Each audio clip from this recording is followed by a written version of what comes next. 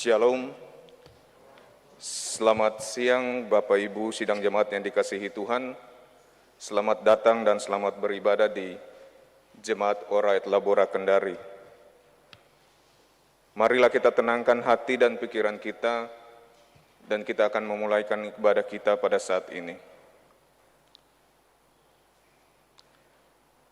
Berbahagialah orang yang Engkau pilih dan yang Engkau suruh mendekat untuk diam di pelataran-Mu.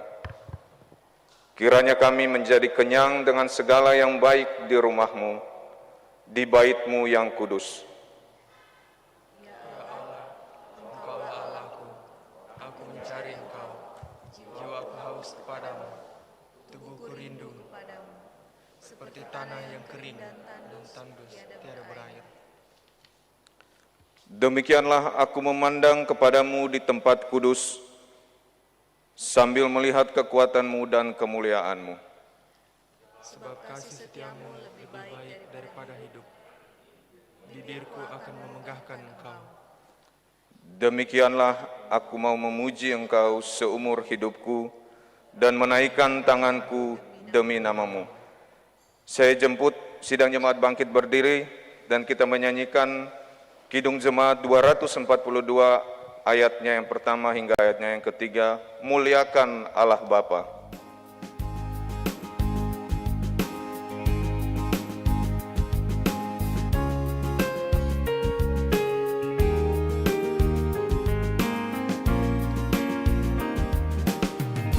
Muliakan Allah Bapa, muliakan Putranya, muliakan Roh penghibur ketiganya yang esa.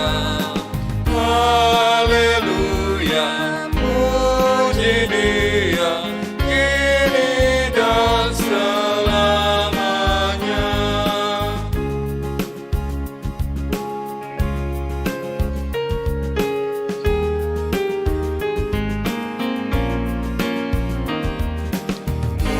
Muliakan Raja Kasih yang menjadi penebus, yang membuat kita waris kerajaannya terus. Haleluya, puji Dia, Anak Domba yang kudus.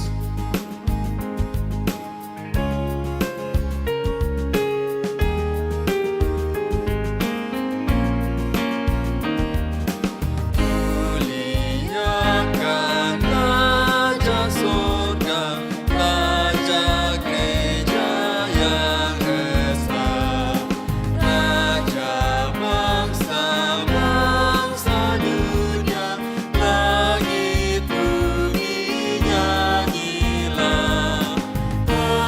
Haleluya, puji Dia, Raja Maha Mulia. Dalam nama Allah Bapa, Anak dan Roh Kudus, ibadah ini ditahbiskan. Amin. Hormat bagi Bapa serta Anak dan Roh Kudus, seperti pada permulaan, sekarang ini, dan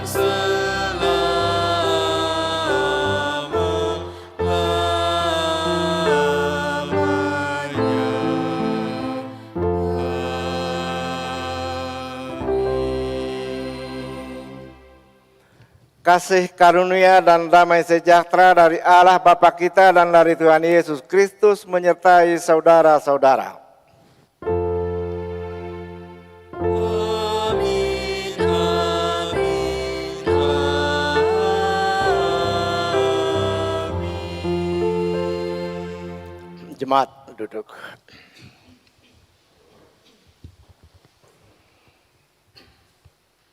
Pengakuan dosa. Sidang jemaat, marilah dengan penuh kerendahan hati kita mengaku dosa-dosa kita di hadapan Allah. Baik dengan yang kita lakukan, baik dengan perkataan maupun dengan perbuatan, bahkan dengan seluruh sikap hidup kita. Mari kita berdoa. Ya Allah, menurut kasih setiamu, hapuskanlah pelanggaranku. Di hadapan hadiratmu, jemaat datang bersujud. Menurut kasih setiamu, hapuskanlah pelanggaranku menurut rahmat-Mu yang besar. Bersihkanlah kami seluruhnya dari kesalahan kami, dan tahirkanlah kami dari segala dosa. Janganlah membuang aku dari hadapan-Mu, dan janganlah mengambil roh-Mu yang kudus daripadaku.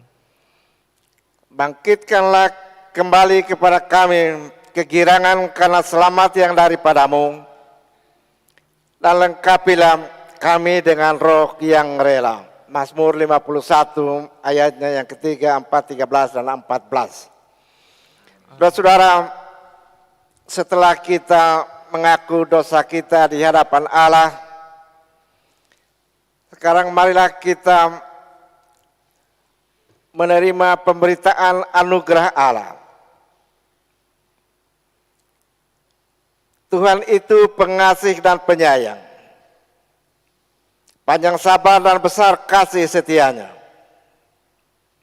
Tuhan itu baik kepada semua orang dan penuh rahmat kepada segala yang dijadikannya. Mazmur 145. Jemaat aminkan dengan menyanyikan KB 104 ayatnya yang pertama.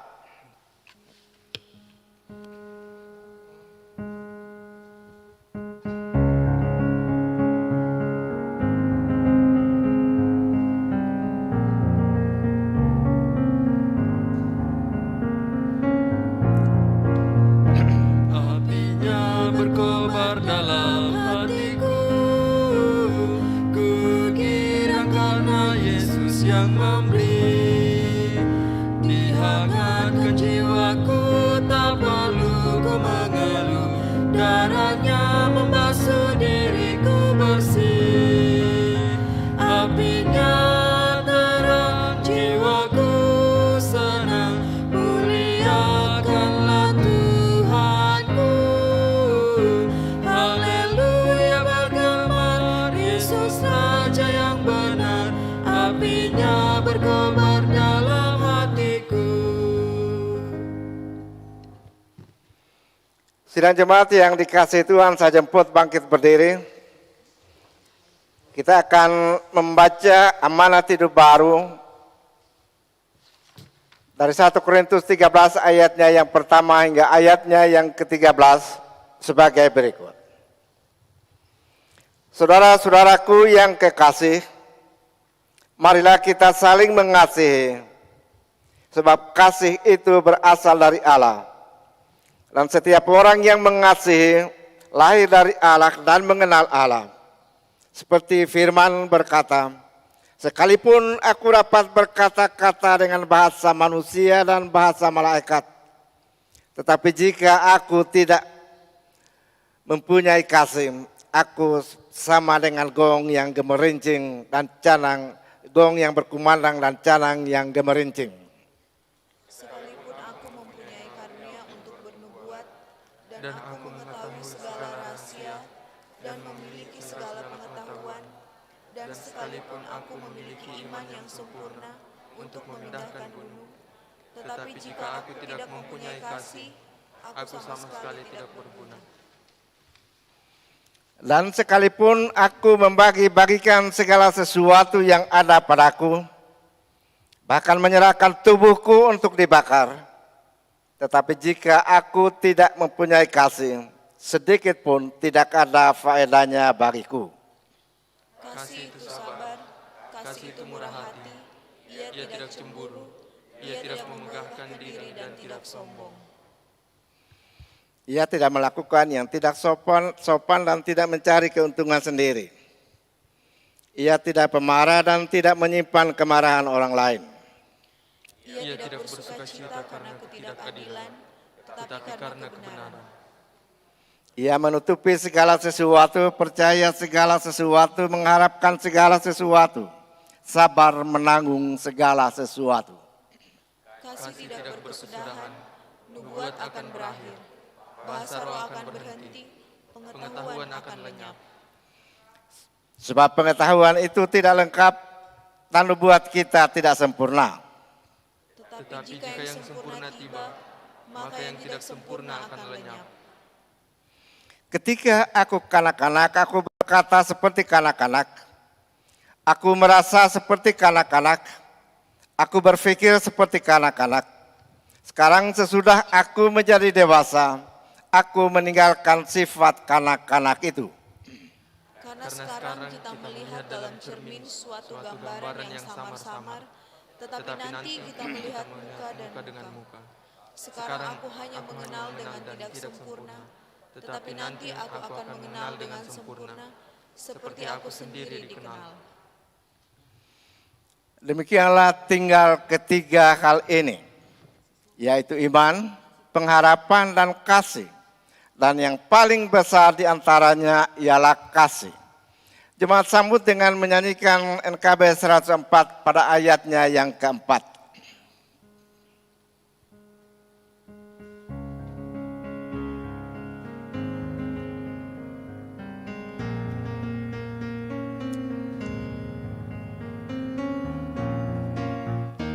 Apinya berkobar dalam hatiku, dinyalakan iman harapanku.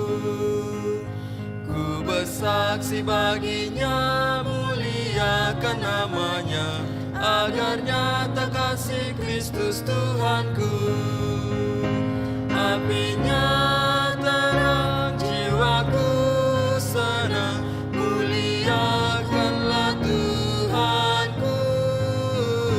Haleluya bergema, Yesus Raja yang benar, apinya berkobar dalam hatiku. Jemaat duduk.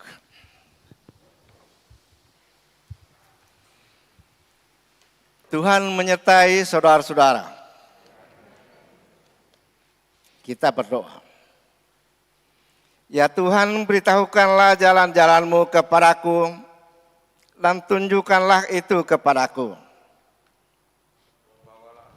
Aku berjalan dalam kebenaran dan ajarlah aku, sebab Engkau menyelamatkan. Engkau ku nanti-nantikan sepanjang hari. Dalam nama Tuhan Yesus Kristus yang mengajar kami berdoa. Bapa kami yang di surga, dikuduskanlah namamu. Datanglah kerajaan-Mu. Jadilah kehendak-Mu di bumi seperti di surga. Berikanlah kami pada hari ini makanan kami yang secukupnya. Dan ampunilah kami akan segala kesalahan kami, seperti kami mengampuni orang yang bersalah kepada kami. Dan janganlah membawa kami ke dalam pencobaan, tapi lepaskanlah kami daripada yang jahat. Karena Engkaulah yang punya kerajaan dan kuasa dan kemuliaan sampai selama-lamanya. Amin. Saudara-saudara sidang jemaat yang saya kasih dalam Tuhan, pembacaan Alkitab pada kebaktian Minggu Trinitas atau Minggu Biasa pada saat ini terangkat dari surat Rasul Paulus kepada sidang jemaat di Roma pada pasal 1 ayat pasal 8 ayatnya yang pertama hingga ayatnya yang ke-11. Surat Roma pasal 8 ayat 1 hingga ayatnya yang ke-11 berbunyi sebagai berikut. Hidup oleh Roh.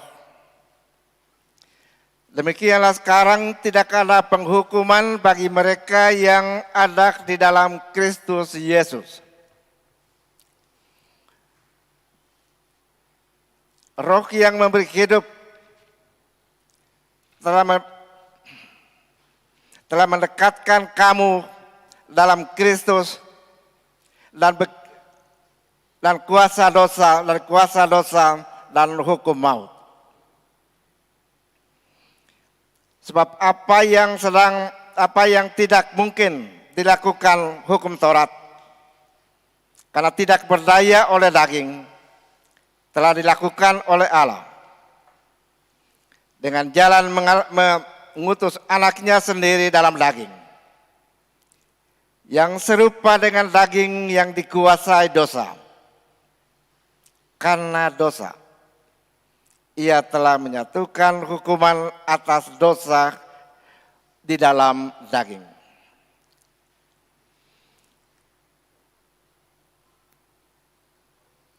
Supaya tuntutan hukum Taurat digenapi oleh kita yang tidak hidup menurut daging, tetapi menurut roh. Sebab mereka yang hidup menurut daging memikirkan hal-hal yang dari daging, karena mereka hidup menurut roh. Mereka yang hidup menurut roh memikirkan hal-hal yang dari roh. Karena keinginan daging adalah maut, tetapi keinginan roh adalah hidup dan damai sejahtera. Sebab keinginan daging adalah perseteruan terhadap Allah, karena ia tidak takluk kepada hukum Allah. Hal ini memang tidak mungkin baginya. Mereka yang hidup di dalam daging tidak mungkin berkenan kepada Allah. Tetapi kamu tidak hidup dalam daging, melainkan dalam roh. Jika memang roh Allah diam di dalam kamu. Tetapi jika orang tidak memiliki Roh Kudus, Roh Kristus, ia bukan milik Kristus. Tetapi jika Kristus ada dalam kamu, maka tubuh memang mati karena dosa. Tetapi roh adalah kehidupan oleh karena kebenaran. Dan jika roh kita yang telah membangkitkan, roh Dia yang telah membangkitkan Yesus dari antara orang mati diam di dalam kamu, maka Ia yang telah membangkitkan Kristus dari antara orang mati akan menghidupkan juga tubuhmu yang fana itu oleh rohnya yang diam di dalam kamu. Demikian jauh telah pembacaan firman Allah pada kebaktian pagi ini, dan yang berbahagia adalah mereka yang mendengar firman itu, memelihara dan melaksanakan di tengah kehidupan tiap-tiap hari. Haleluya. Haleluya, haleluya, haleluya.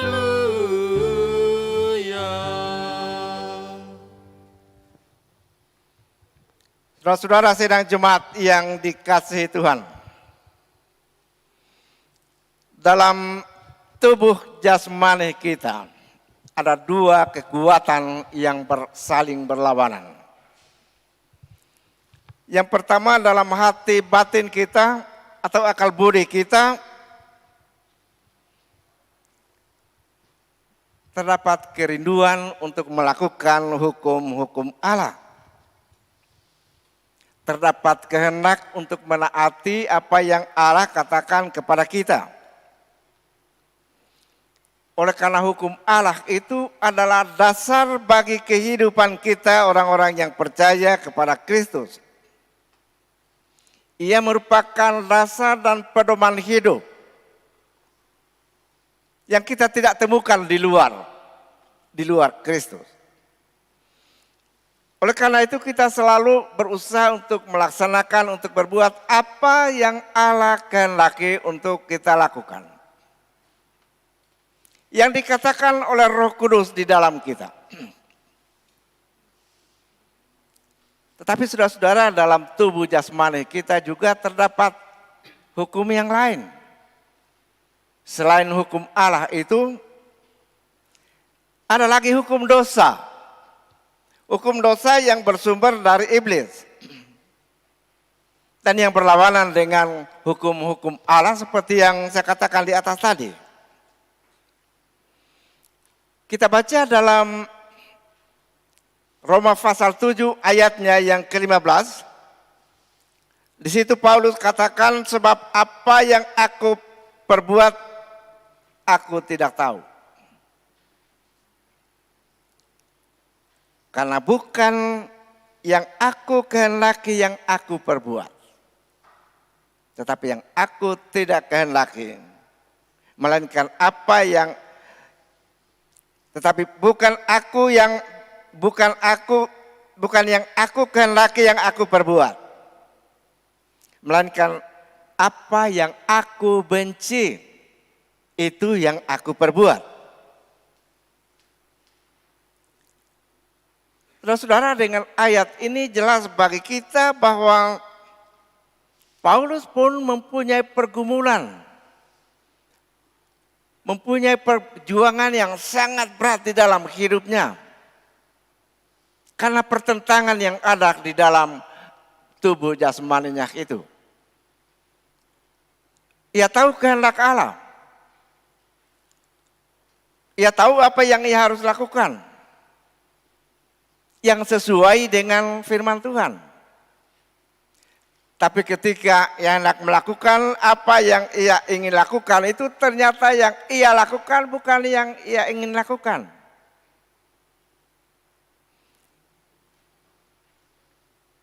Yang ia lakukan adalah apa yang bertentangan dengan kehendak Allah yang ada di dalam dia. Atau dengan kata lain bahwa Paulus, walaupun ia telah menerima kelahiran baru oleh iman kepada Tuhan Yesus Kristus, tetapi ia belum sepenuhnya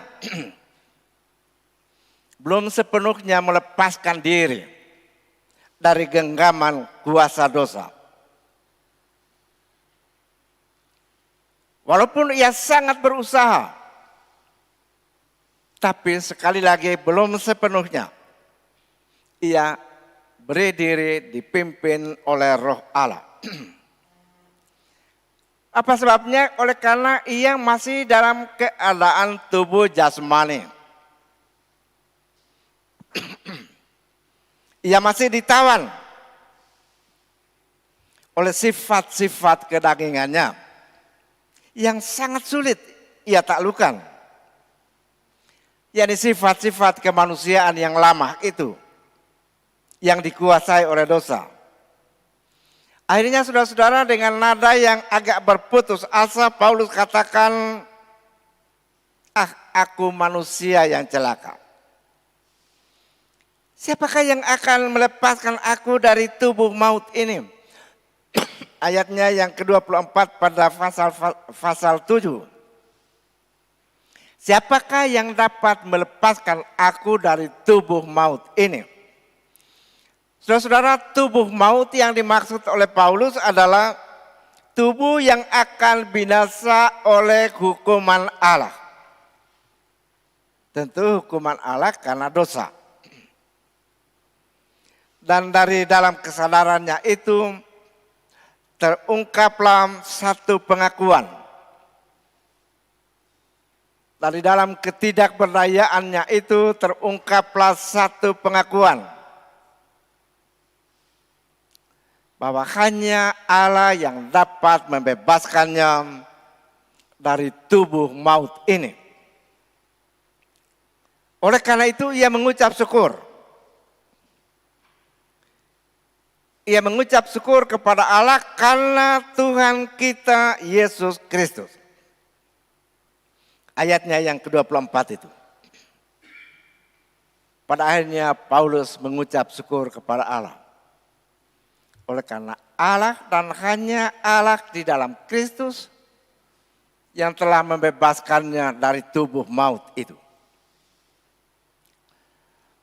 Berdasarkan pengalaman imannya, sebagaimana yang ia saksikan kepada kita dalam pasal-pasal sebelum pasal 8. berdasarkan pengalaman imannya itu sekarang Paulus menyaksikan bahwa apa yang Allah telah lakukan terhadap dirinya juga Allah lakukan terhadap semua orang, setiap orang yang percaya kepada Yesus Kristus. Paulus katakan demikianlah tidak ada lagi penghukuman bagi mereka yang ada di dalam Kristus Yesus. Ini ayat Nats, pasal 8 ayat 1.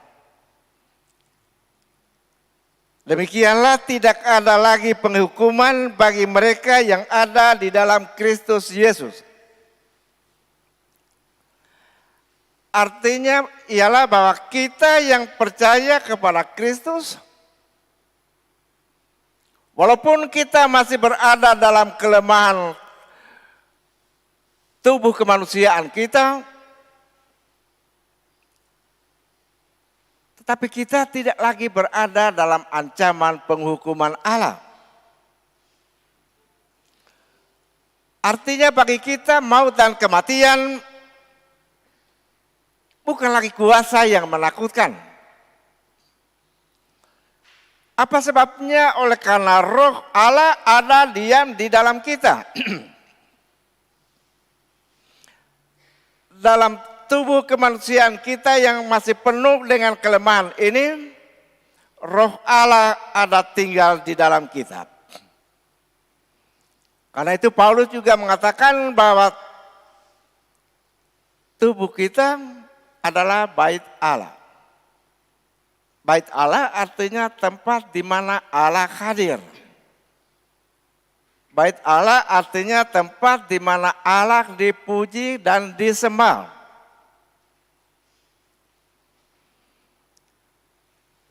Sekali lagi, karena roh Allah ada diam di dalam kita. Paulus katakan, dan jika roh Dia yang membangkitkan Kristus diam di dalam kamu,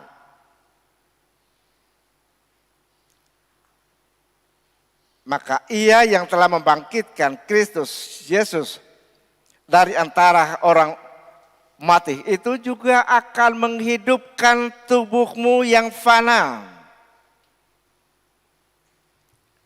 Roh Allah yang telah membangkitkan Kristus dari antara orang mati juga akan membangkitkan kita, akan membangkitkan tubuhmu yang fana itu oleh rohnya yang diam di dalam kamu. Ayatnya yang ke-11. Inilah saudara-saudara arti pekerjaan Roh Kudus dalam kehidupan kita orang-orang percaya. Yaitu Roh Kudus yang pada hari Pentakosta yang lalu, minggu lalu kita rayakan bersama. Kuncinya, ya intinya ialah bahwa roh itu telah membebaskan kita dari penghukuman. Penghukuman akibat dosa. Dosa yang masih terus bersarang dalam kehidupan kita. Hidup kita yang lama itu.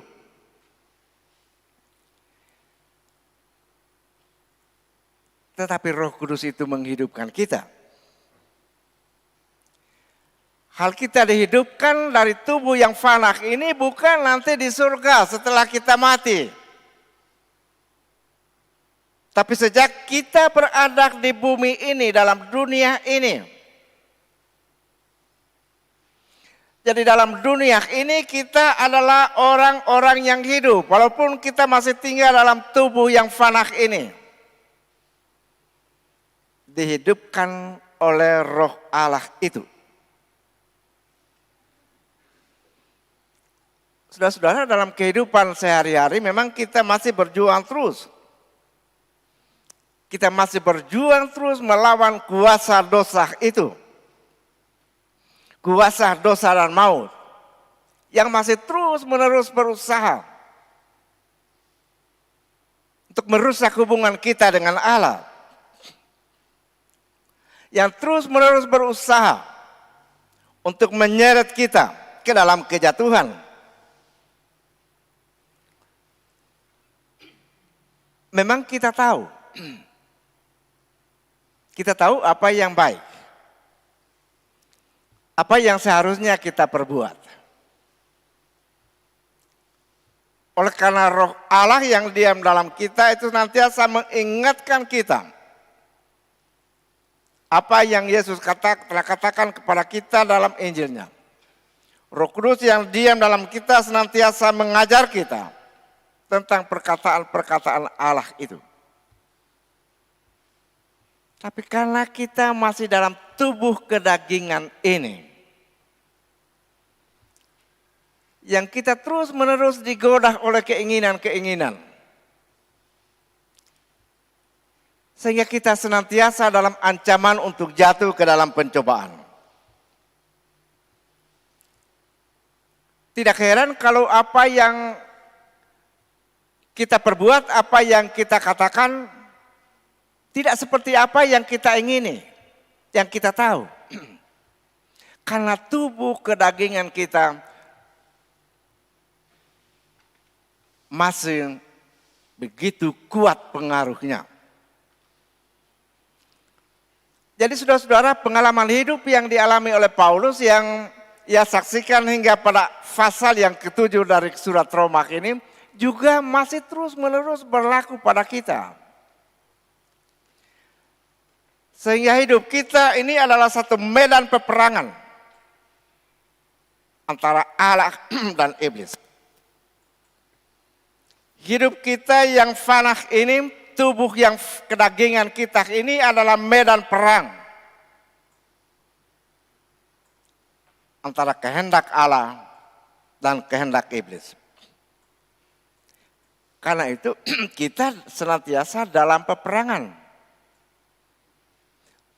Dan Paulus katakan dalam Efesus pasal 6 supaya kita menggunakan selengkap senjata Allah. Kita mempergunakan selengkap senjata Allah. Dan surat Yakobus katakan bahwa kita dicobai oleh keinginan-keinginan kita. Kita bersyukur sama seperti Paulus. Oleh karena Roh Kudus, yaitu roh kebenaran yang diam di dalam kita, masih lebih kuat dari roh iblis yang menaburkan keinginan jahat dalam diri kita, dalam hidup kita. Roh Kudus yang ada di dalam kita masih lebih kuat. Sehingga di dalam Roh Kudus itu dan oleh kuasa Roh Kudus itu kita pun mengambil bagian dalam kemenangan Kristus.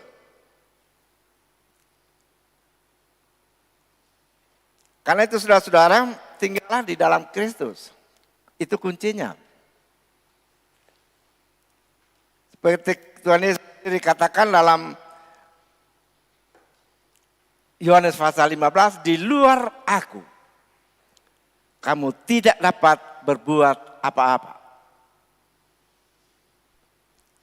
Artinya di luar Kristus kita tidak berdaya untuk mengalahkan sifat-sifat kemanusiaan kita. Hanya di dalam Kristus dan oleh Kristus. Karena untuk maksud itu Allah Bapa dan Kristus mengutus Roh Kudus itu datang di tengah kita dan diam di dalam kita. Demikianlah Paulus mengungkapkan syukur dan puji-pujiannya. Karena pekerjaan Allah di dalam Kristus itu yang nyata dalam kehidupannya. Dan kita pun pada saat ini saudara-saudara dipanggil oleh firman untuk mengucap syukur sama seperti yang Paulus lakukan. Untuk mengucap syukur dan memuji Allah. Karena sepenuhnya keselamatan kita tidak terletak pada diri kita. Kita tidak dapat membebaskan diri dari kuasa maut itu. Tapi Kristus telah melakukan apa yang kita tidak dapat lakukan itu. Karena itu kembali pada apa yang Paulus katakan bahwa sekarang tidak ada lagi penghukuman bagi kita yang ada di dalam Kristus. Ayat Nats, ayat 1 pasal 8. Di dalam Kristus Yesus kita sudah terlepas dari ancaman penghukuman Allah karena dosa. Di dalam Kristus Yesus kita telah terlepas, kita telah bebas dari murka Allah. Bebas dari tuntutan hukum Taurat. Apa maksud bebas dari tuntutan hukum Taurat? Oleh karena ke-10 hukum Taurat itu tidak dapat membawa kita kepada pembebasan. Ke-10 hukum Taurat itu hanya sampai membuat kita mengenal dosa. Sebab kalau hukum pertama tidak katakan jangan ada padamu Allah lain, kita tidak akan tahu bahwa menyembah berhala itu dosa. Kalau hukum Taurat tidak katakan jangan berzina, kita tidak akan tahu bahwa berzina itu dosa. Dan hukum Taurat tetap dituntut dari kita. Sebagaimana Tuhan Yesus katakan dalam khotbah di bukit, 1 nokta pun. Nokta itu titik yang paling kecil. 1 nokta dari hukum Taurat tidak akan terhapus. Artinya kita tetap dituntut untuk melakukan hukum Taurat itu. Tapi yang kita tidak dapat lakukan itu telah dilakukan oleh Kristus di atas salibnya. Di mana di sana ia mengatakan sudah selesai. Artinya segala sesuatu yang dituntut oleh Allah bagi keselamatan kita telah dikerjakan oleh Kristus di atas salibnya. Ini Injil, saudara-saudara. Injil artinya berita kesukaan, berita gembira. Berita gembira yang hanya kita temukan di dalam Kristus Yesus Tuhan kita itu. Tapi saudara-saudara, pembebasan yang Allah telah kerjakan dan karuniakan kepada kita melalui Kristus Yesus itu, melalui kehadiran Roh Allah di dalam diri kita, itu tidak berarti bahwa kita sudah bebas saja melakukan apa yang kita mau lakukan. Kalau keselamatan kita sepenuhnya oleh kasih karunia Allah, bukan oleh perbuatan kita, itu tidak berarti bahwa kita bebas saja untuk terus menerus hidup di dalam dosa. Karena toh Allah mengasihi kita, seperti yang dikatakan dalam Roma 6 itu. Saudara-saudara, tidak. Allah tidak bermaksud untuk mengobral kasih karunia-Nya, pengampunannya kepada kita. Allah tidak bermaksud untuk menghambur-hamburkan karunia pembebasannya itu kepada kita hanya oleh karena kita sudah dicap sebagai orang Kristen. Hanya oleh karena kita sudah menjadi murid Yesus. Tidak, saudara-saudara. Ada harga yang harus kita bayar. Ada tanggung jawab kita.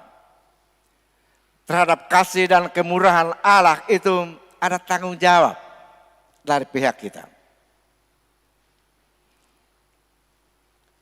Oleh karena setiap orang di mana yang dipimpin oleh Roh Allah, pasal 8. Setiap orang yang dipimpin oleh Roh Allah adalah anak-anak Allah. Tanda bahwa kita adalah anak-anak Allah ialah pimpinan Roh Kudus itu. Karena itu saudara-saudara, tugas panggilan kita ialah kita harus memberi diri kita dipimpin oleh Roh Kudus. Jangan kita beri diri kita dipimpin oleh keinginan-keinginan nafsu duniawi. Tetapi dipimpin oleh Roh Kudus. Dipimpin oleh firman Tuhan.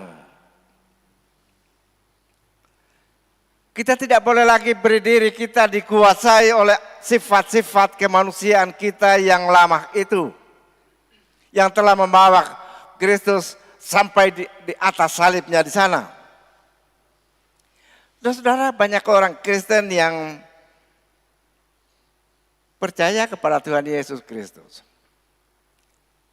Yang rajin dalam ibadat. Yang mengambil bagian dalam aktif dalam segala bentuk pelayanan Jumat, di tengah sidang Jumat. Banyak orang Kristen yang seperti itu. Namun saudara-saudara, kita juga masih melihat bahwa banyak orang Kristen yang seperti itu. Tidak berusaha untuk berbuat baik. Sebagaimana yang ia imani. Itu anggota Jumat yang pasif, yang tinggal di rumah, nanti hari Minggu baru kelihatan di gereja, atau sekali setahun di Natal, tahun baru baru kelihatan di gereja. Itu bukan orang-orang yang tidak tahu ajaran Kristen, mereka tahu. Itu orang Kristen yang berselingkuh, yang bersinah, itu bukan orang yang tidak tahu. Mereka itu tokoh gereja, bisa. Tapi mereka masih dikuasai oleh keinginan-keinginan. Mereka itu masih hidup menurut daging. Mereka itu lebih suka mengikuti sifat-sifat kemanusiaannya yang lama. Karena memang menguntungkan. Kalau kita mengikuti sifat-sifat kemanusiaan lama kita dengan segala keinginan itu terasa menguntungkan. Padahal kita tidak sadar bahwa dengan cara itu iblis memancing kita untuk kembali terjerumus ke dalam hukuman yang kekal. Apa yang masih mengancam kita dalam hidup kekristenan kita? Apa yang masih mengancam kita? Sehingga kita tahu yang baik, tapi ketika kita melakukan yang baik, ternyata yang tidak baik itu yang kita lakukan. Yang masih mengancam keinginan-keinginan kita, yang masih mengancam hidup kita adalah seperti yang dikatakan oleh Rasul Yohanes dalam 1 Yohanes 2 ayatnya yang 10. Di situ kita diingatkan supaya kita jangan takluk kepada keinginan-keinginan duniawi. Keinginan-keinginan duniawi yang masih banyak menggoda kita adalah pertama keinginan daging. 1 Yohanes 2 ayat 10. Keinginan daging adalah keinginan yang berhubungan dengan hawa nafsu seks. Yang berhubungan dengan apa yang diingini, yang menarik hati kita. Keinginan mata berhubungan dengan kehidupan material. Ingin memiliki segala yang menyenangkan, yang bersifat material. Kecongkakan atau keangkuhan hidup yang menjadi salah satu godaan kita ialah keinginan-keinginan untuk membanggakan apa yang ada pada kita. Keinginan-keinginan itu yang menurut penulis surat 1 Yohanes harus kita lepaskan. Keinginan itu ada di dalam kita, tiap orang. Tapi bukankah roh Allah lebih kuat daripada keinginan-keinginan itu? Karena itu kita harus berjuang dengan kuasa Roh Kudus untuk melepaskan diri. Seperti yang surat Yakub katakan, kita dicobai oleh keinginan-keinginan kita. Mengingini sesuatu, saudara-saudara, tidak salah. Bukan dosa. Tapi mengikuti keinginan itu yang dosa. Kita melakukan apa yang kita ingini. Karena itu saudara-saudara, bacaan kita tadi mendorong kita untuk terus berjuang dalam hidup ini. Terus berusaha dalam hidup ini. Supaya kita tidak hidup lagi di dalam tubuh maut itu. Tetapi supaya kita hidup sebagai anak-anak Allah yang dipimpin oleh Roh Allah. Sebagai anak-anak Allah kita tidak sementara dalam perjalanan menuju ke neraka. Itu bukan tujuan hidup kita. Kalau ada orang Kristen yang berjalan masuk ke dalam neraka itu kesalahannya. Padahal itu bukan tujuan kita. Tujuan kita adalah kehidupan yang kekal. Oleh karena itu saudara-saudara, ketimbang mendukacitakan Roh Allah dalam hidup ini, sekali lagi kita hidup dipanggil supaya hidup menurut Roh. Itulah hidup yang berkemenangan. Hidup yang kita semua rindukan. Hidup yang kita syukuri. Hidup yang berkemenangan. Tapi pertanyaan kita sekarang adalah, seperti apa corak hidup yang berkemenangan itu? Seperti apa corak hidup yang dipimpin oleh Roh Allah itu? Paulus dalam surat Galatia 5 ayat 22-23 menyebutkan di sana 9 ciri. 9 ciri hidup yang dipimpin oleh Roh. 9 ciri. Apa yang pertama? Kasih. Kasih kepada Allah dan kepada sesama manusia. Sampai kepada musuh pun kita mengasihi. Yang kedua, sukacita di dalam segala keadaan. Dalam suka, dalam kesusahan, dalam penderitaan. Kita bersukacita di dalam Tuhan. Kedua. Yang ketiga, damai sejahtera. Kita hidup damai. Tidak ada pertentangan, tidak ada pengeluhan, dan sebagainya. Kesabaran, tahan menderita. Walau dalam kesukaran, dalam kemiskinan, dalam kesakitan, dan sebagainya. Kita tetap sabar. Kemurahan, murah memberi. Hati terbuka, tangan terbuka untuk memberi. Memberi pelayanan kasih, memberi pengampunan, memberi nasihat, dan lain sebagainya. Berikut kebaikan. Murah berbuat baik, suka berbuat baik. Dan untuk berbuat baik itu tidak gampang. Seperti yang kita pelajari dalam renungan bagian atas. Untuk berbuat baik itu hal yang tidak mudah kita melakukannya. Kesetiaan terhadap Kristus. Kesetiaan terhadap pekerjaan, kesetiaan terhadap suami, terhadap istri, terhadap dan lain sebagainya. Kesetiaan terhadap gereja. Kelemah lembutan berarti kita marah pada waktu yang tepat, tetapi juga tidak marah pada waktu yang tepat. Itu yang disebut kelemah lembutan. Dan penguasaan diri.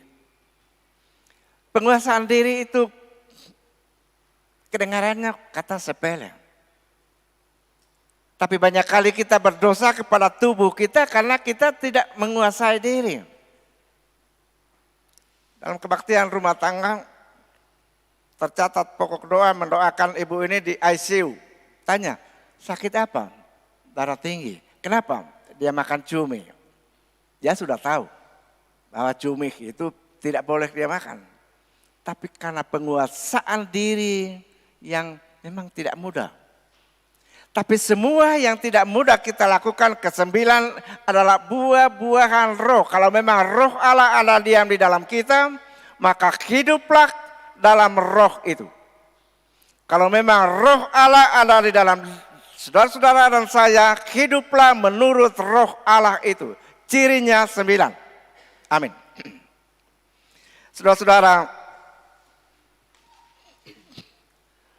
pandemi COVID-19 masih terus menjadi ancaman. Oleh karena itu, taatlah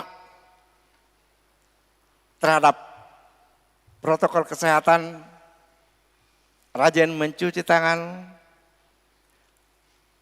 menghindari kerumunan, jaga jarak, pakai masker dengan benar. Terima kasih.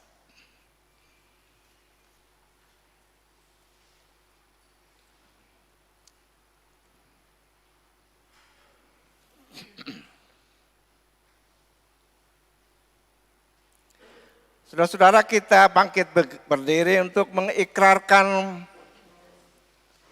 pengakuan iman Kristen, 12 butir pengakuan iman Kristen atau syahadat Kristen dalam persekutuan dengan segala orang percaya di segala tempat dan di sepanjang abad.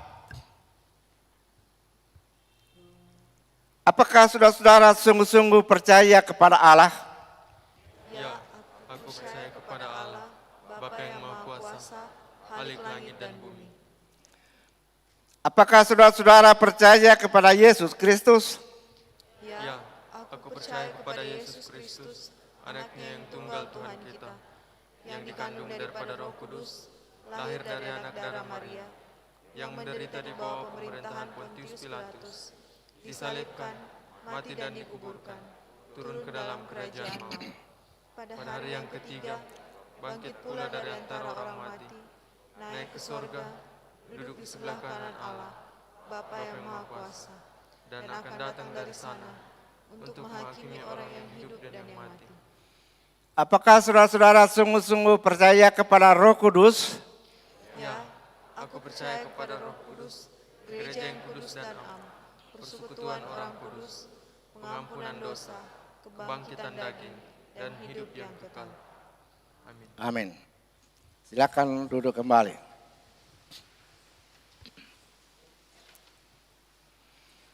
Tuhan menyertai saudara-saudara. Kita akan bersatu dalam doa syukur dan doa syafaat dengan beberapa pokok-pokok doa yang telah disediakan oleh Majelis Jumat. Kita berdoa. Tuhan Allah Bapa di dalam surga, segala puji dan ucapan syukur kami persembahkan di hadapan hadirat-Mu. Oleh karena kami telah dikuatkan kembali, kami telah dihiburkan oleh berita firman-Mu, bahwa di tengah kelemahan-kelemahan kehidupan kami, di tengah ancaman dosa dan maut yang begitu kuat di dalam kami, Engkau telah mengaruniakan pembebasan. Pembebasan yang sejati melalui Tuhan kami Yesus Kristus. Kristus yang telah mati bagi segala dosa kami, yang telah bangkit bagi kehidupan kami melalui Roh-Nya yang kudus. Allah Bapa dan Anak berdiam di dalam kami. Karena itu kami mengucap syukur oleh karena di tengah kelemahan-kelemahan kami, keberdosaan kami, di mana kami senantiasa digoda oleh berbagai cobaan-cobaan, melewat keinginan-keinginan tubuh kami. Engkau mengaruniakan pembebasan. Sehingga di dalam Kristus Yesus oleh Roh-Nya kami pun hidup sebagai orang-orang yang berkemenangan. Karena itu biarlah kiranya Roh-Mu yang kudus dengan segala kuat kuasanya akan memenuhi kami sidang Jumat-Mu. Roh Kudus kiranya akan menjadi kekuatan di dalam kami, akan menjadi kuasa di dalam kehidupan kami, sehingga kami mampu menunjukkan kehidupan yang bercirikan buah-buahan roh itu. 9 buah-buah Roh Kudus. Terima kasih banyak Bapak. Oleh karena kehidupan kami sepenuhnya ada di dalam tangan kuasa-Mu. Kami mengucap syukur Bapa oleh karena sepekan yang berlalu, Engkau telah memimpin kami tiap-tiap orang, tiap-tiap keluarga. Engkau memimpin kami selaku persekutuan jemaat. Engkau memimpin kami sebagai masyarakat. Oleh pimpinan pemeliharaan perlindungan-Mu, kami telah menjalani sepekan yang baru berlalu, sambil melaksanakan segala tugas-tugas dan kewajiban kami. Baik tugas-tugas kerumah tanggaan kami, maupun tugas-tugas kemasyarakatan, dimanapun kami menyebar dan bekerja. Anak-anak kami yang masih berusaha untuk aktif dalam pendidikan di tengah suasana keterbatasan seperti sekarang. Engkau tidak meninggalkan kami.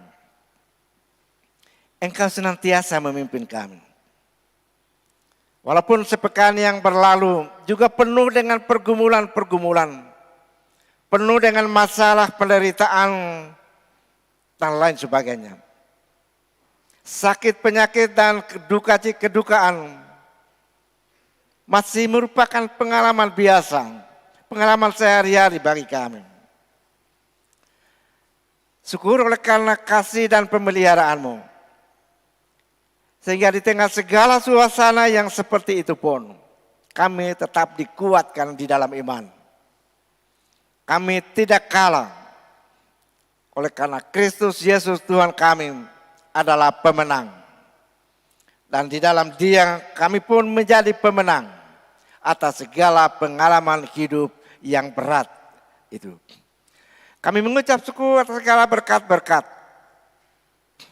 yang Engkau karuniakan pada masing-masing kami, tiap orang dan keluarga. Berkat yang Engkau karuniakan kepada kami sebagai persekutuan jemaat. Berkat yang kami peroleh secara umum lewat kehidupan kami di tengah masyarakat. Kami tidak dapat menyebutkan berkat-berkat itu satu persatu. Karena seluruh hidup dan kehidupan kami adalah bagian dari berkat-berkat yang Engkau limpahkan kepada kami. Bapa dalam surga, sepanjang pekan yang baru berlalu, dan pada hari ini khususnya, dan pada sepekan yang akan datang, Engkau menambahkan setahun usia kepada anak-anak-Mu, keluarga-keluarga kami. Pada hari ini Engkau menambahkan setahun usia kepada anak-Mu Yuan Tamalaki Ohifer, Ronald Agung Wakyudi, Emilia Kunri. Dan sepekan yang akan datang Engkau juga menambahkan setahun usia pernikahan kepada anak-anak-Mu Jering dan Khadim Suruti, Marcelius Patandung bersama istri. Kami mengucap syukur Bapa atas berkat-berkat ini. Karena kami percaya bahwa berkat ketambahan setahun usia pada hari ini dan sepekan ini, berkat ketambahan setahun usia pernikahan yang Engkau karuniakan kepada semua anak-anak-Mu adalah bagian dari berkat yang Engkau curahkan kepada kami sidang jemaat-Mu. Bagian dari jawaban Tuhan terhadap doa-doa kami semua.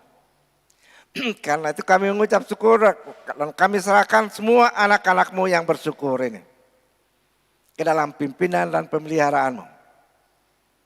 Ketika mereka menapak terus kehidupan di masa yang akan datang. kiranya Roh Kudus itu tetap memenuhi mereka semua. Dan oleh pimpinan Roh Kudus mereka hidup menurut Roh itu. Bapa dalam surga, kami hendak berdoa, mengucap syukur atas segala pelayanan jemaat yang telah berlangsung sepekan yang baru berlalu. Tapi juga segala aktivitas kerja yang kami kerjakan dalam rumah tangga masing-masing kami. Dan pada saat ini kami persembahkan semua di hadapan hadirat-Mu. Engkau kiranya menyucikannya. Dan kami juga membawa kepadamu program-program pelayanan yang tersedia sepekan yang akan datang. Supaya dalam semuanya nama-Mu dipuji dan dipermuliakan dan sidang Jumat dibangunkan. Bapa dalam surga, ada banyak saudara-saudara kami yang masih sementara menderita oleh karena sakit penyakit. Ibu Wiesti Bonlem yang pada saat ini masih diopname di rumah sakit Batramas. Anakmu Rudianto Malute, anakmu Ibu Maria Paluruan, anakmu Bapak Masdin, Ibu Rosalina Pianus, anak Aldo Sidupan. Di tengah penderitaan dan sakit penyakit mereka Bapa, kami mohon kuat kuasa-Mu. Kiranya kemenangan Kristus atas maut yang mencabut akar segala penderitaan yaitu dosa. Kiranya kemenangan Kristus Engkau karuniakan kepada anak-anak-Mu ini. Di tengah penderitaan dan sakit penyakit mereka yang berat. Kami percaya bahwa Engkau adalah dokter di atas segala dokter. Kami percaya bahwa ketika secara manusia tidak memberikan pengharapan, Engkau Bapa masih mempunyai satu bentuk senjata, yaitu mujizat. Mujizat pemulihan dan penyembuhan. Karena itu kepadamu kami serahkan tubuh dan jiwa semua anak-anak-Mu ini. Namun kami mohon ya Bapa, supaya di tengah penderitaan ini mereka senantiasa memandang kepadamu. Dan supaya bersama dengan penderitaan dan sakit penyakit yang berat ini, mereka masih dapat berbuat sesuatu terhadap pekerjaan-Mu, terhadap sesama, terhadap keluarga. Bahkan di hadapan hadirat-Mu yang kudus dalam rumah-Mu pada saat ini dan di tengah-tengah tiap-tiap keluarga yang turut berbakti pada saat ini. Banyak yang juga berada dalam kelemahan tubuh. Karena itu Bapa, kami mohon pertolongan-Mu. Engkau kiranya menjamah tubuh-tubuh yang lemah dan sakit itu. Supaya mereka boleh bangkit dan melayani Dikau, melayani keluarga dan sesama. Tapi semuanya bukan kehendak kami, melainkan kehendak-Mu yang jadi. Di tengah ancaman virus corona yang masih terus menerus membayang-bayangi kami sebagai seorang keluarga dan masyarakat bangsa, kami mohon Engkau melindungi kami. Segala upaya pemerintah untuk mendorong ke arah mengatasi, membendung penularan perkembangan dari virus corona ini. Engkau memberkati usaha keras pemerintah, bahkan pemerintah bangsa-bangsa.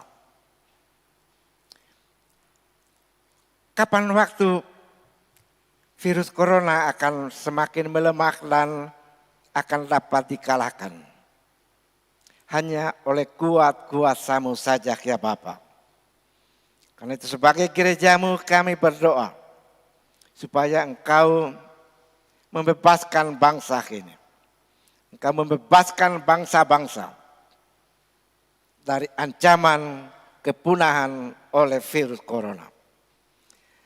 Kami hendak berdoa bagi pemerintah kami dalam segala upaya keras mereka, kepala negara,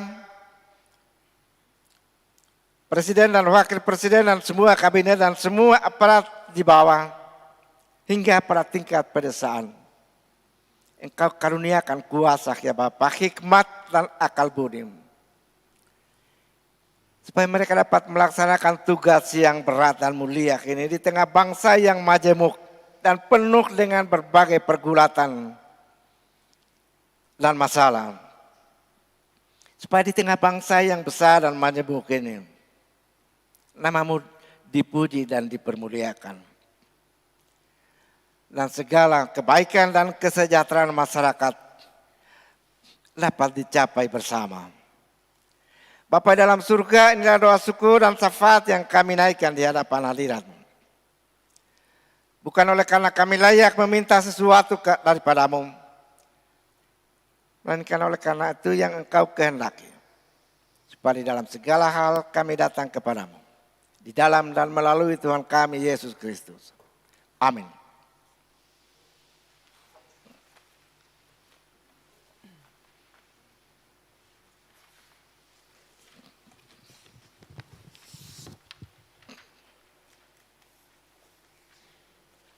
Sidang jemaat yang dikasihi Tuhan, tibalah saatnya kita akan membawa persembahan syukur kita. Sambil pundi persembahan syukur diadarkan, kita iringi dari NKB 134 ayat pertama hingga ayatnya yang ketiga. Terima kasih ya Tuhanku.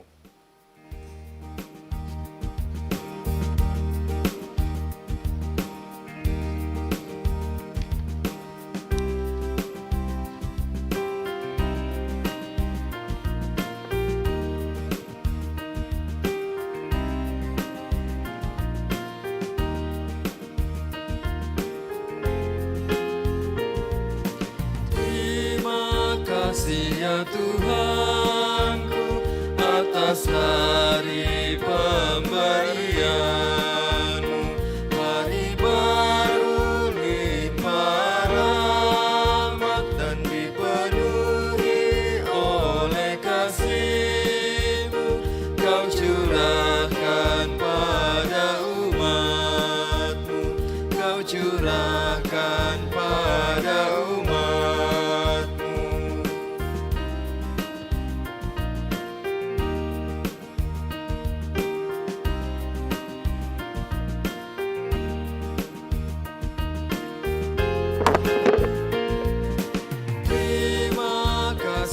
Atas waktu yang Kau tawarkan padaku, agar dalam masa muda aku belajar tentang kasih-Mu yang besar dan mulia itu, yang besar dan mulia itu.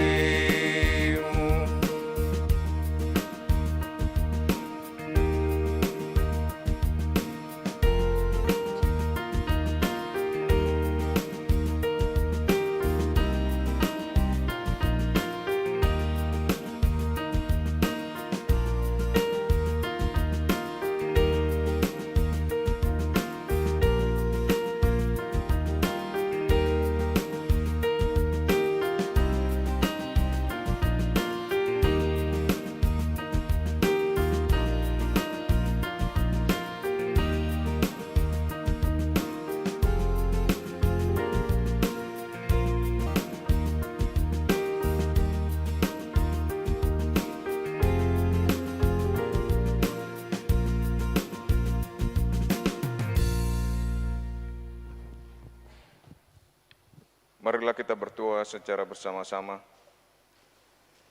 Bapa yang Maha Kasih, kami mengucap syukur kepadamu karena Kristus telah mengorbankan hidupnya agar kami beroleh hidup dengan berkelimpahan. Roh Kudus, sadarkan kami untuk menyerahkan seluruh hidup kami kepadamu. Kuduskanlah kiranya persembahan ini ya Tuhan, dan berkatilah supaya berguna bagi pekerjaan, pembangunan, dan kesaksian, serta pelayanan kami sidang jemaat-Mu. Amin.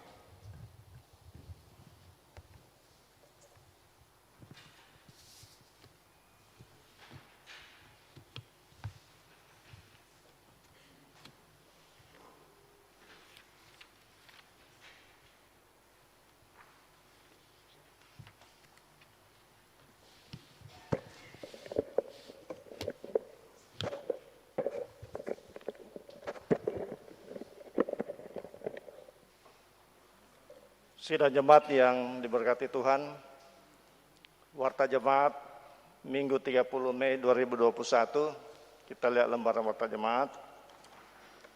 Yang pertama, kebaktian pemberkatan nikah akan dilaksanakan pada hari Sabtu, tanggal 5 Juni 2021, jam 10 pagi,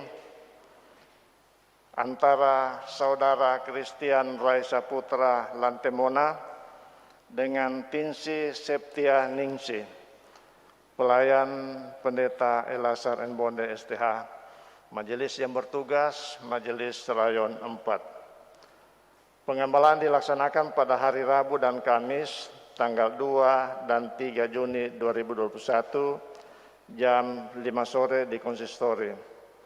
Pertemuan dengan kedua orang tua calon mempelai dengan Majelis Rayon 4 pada hari Jumat 4 Juni 2021 jam 5 sore di konsistori. Kemudian kebaktian pelayanan kultural perempuan kaum ibu, ini adalah ibadah gabungan, akan dilaksanakan pada hari Rabu tanggal 2 Juni 2021 jam 5 sore bertempat di gedung gereja Pelaksana Rayon 1. Pelayan Pendeta Noviana B. Panginan. Kemudian untuk penyampaian, sakramen perjamuan kudus akan dilaksanakan pada minggu depan, 6 Juni 2021. Kiranya anggota jemaat dapat mempersiapkan diri untuk mengambil bagian dalam perjamuan tersebut, dan disampaikan kepada anggota sidi baru untuk mengikuti pelayanan perjamuan kudus pada jam kedua atau jam 10 pagi dengan memakai baju seperti pada saat di sidi. Jadi minta tolong disampaikan kepada anak-anaknya, kepada anak-anak kita yang baru di sidi kemarin. Kemudian pembukaan kegiatan hari ulang tahun PKB Klasis Kendari Konawe Utara yang ke-27 yang akan dilaksanakan pada hari Sabtu 5 Juni 2021 jam 13 atau jam 1 siang. Sehubungan dengan kegiatan HUT PKB ke-27 Klasis Kendari Konawe Utara, ini akan dilaksanakan pertandingan bola voli mulai besok 31 Mei 2021 jam 15.30 dengan pertandingan Jemaat Nepokuaso lawan Jemaat Prata dan Jemaat Maranatha lawan Jemaat Immanuel. Sedangkan PKB Orel akan bertanding pada hari Selasa tanggal 1 Juni 2021 melawan Jemaat Mahanaim. Kemudian hari Jumat tanggal 4 Juni 2021 Jemaat Orel melawan Jemaat Nepokuaso. Dan pada hari Senin tanggal 7 Juni 2021 Jemaat Orel lawan Jemaat Prata. Diharapkan kehadiran waktu bagi bapak-bapak yang mewakili PKB Orel dalam lomba tersebut, dan bagi penonton pertandingan wajib mematuhi protokol kesehatan.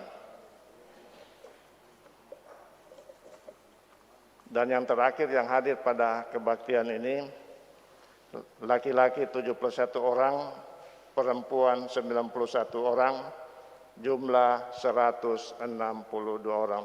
Demikian watak jemaat, atas perhatian Bapak Ibu diucapkan terima kasih. Selamat hari Minggu, Tuhan Yesus memberkati.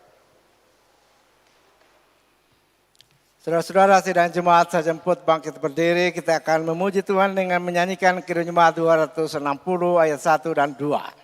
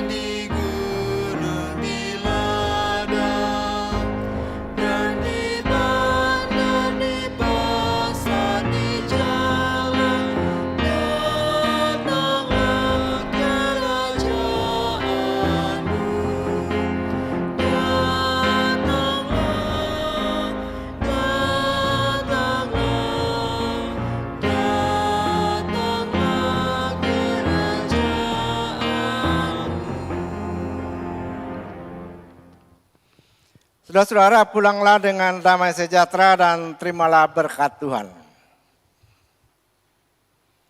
Tuhan memberkati engkau dan melindungi engkau. Tuhan menyinari engkau dengan wajah-Nya dan memberi engkau kasih karunia. Tuhan menghadapkan wajah-Nya kepadamu dan memberi engkau damai sejahtera. Amin.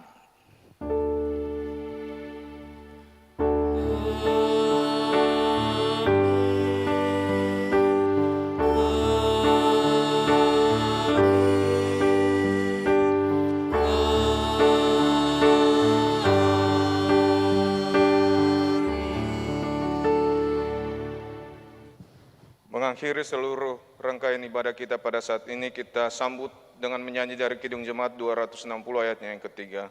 Dalam dunia penuh kerusuhan.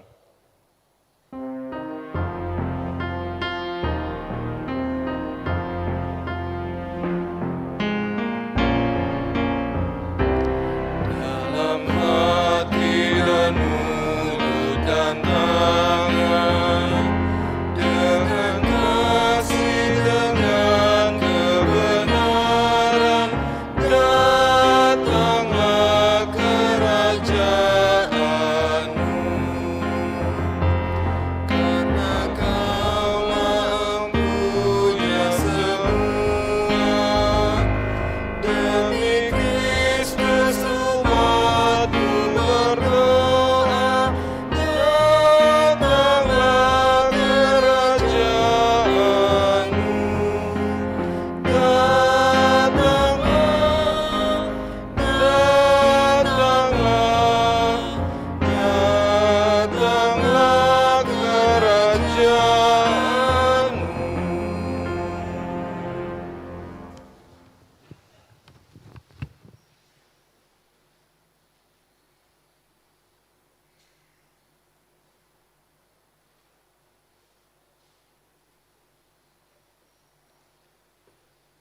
Demikianlah ibadah kita pada saat ini. Selamat hari Minggu. Tuhan Yesus memberkati.